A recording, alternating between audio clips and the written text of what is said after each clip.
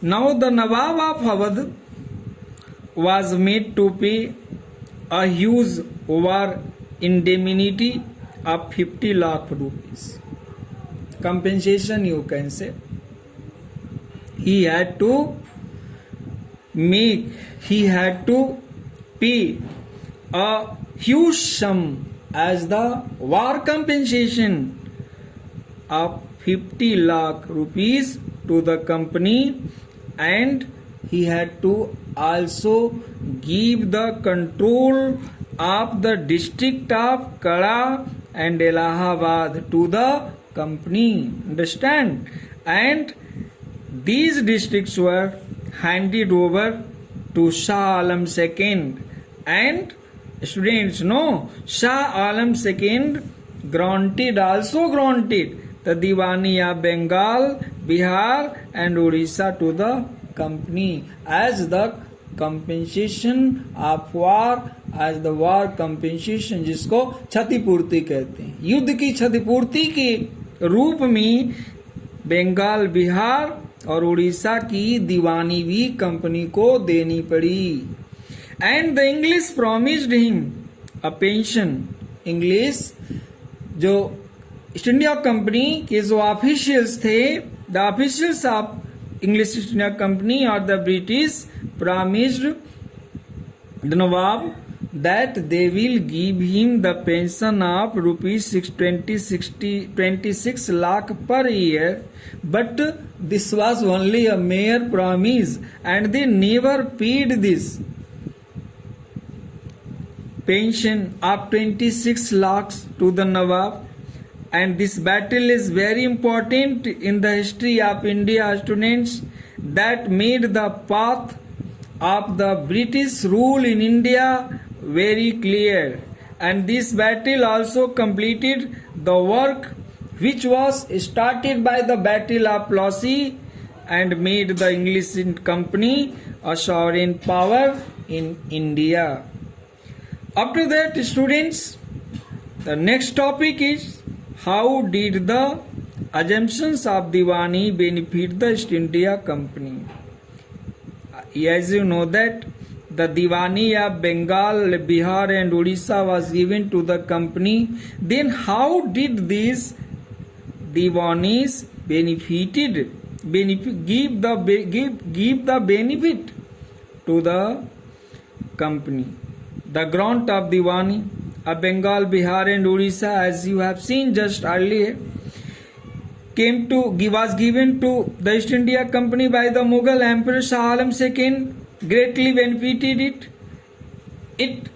This very thing gave a lot of benefit to the company, and it not only it benefited to the company, but it also solved a major problem of the company by providing it vast finances which it was lacking in buying the Indian goods. Formerly, it had to import gold and silver from Britain in a large quantities to buy most of the goods in India.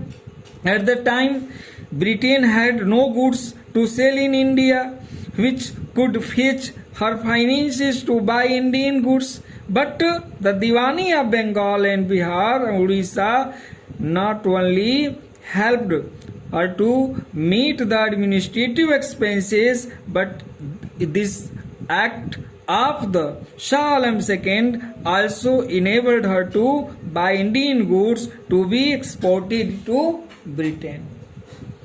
They bought the Indian goods and they export it to England, to Britain. They bought it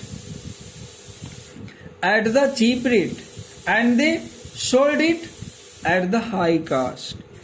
In short, you can say that assumption of Diwani by the East India Company solved all her problems to purchase cotton and silk textiles in India. It means raw material which they bought from India, now it became very easy for their production in England, because they purchased the raw material from India and they made the goods in their companies, in their factories, in their industries, which was situated in India, in Britain or England, and when that things were imported to India, they had to pay.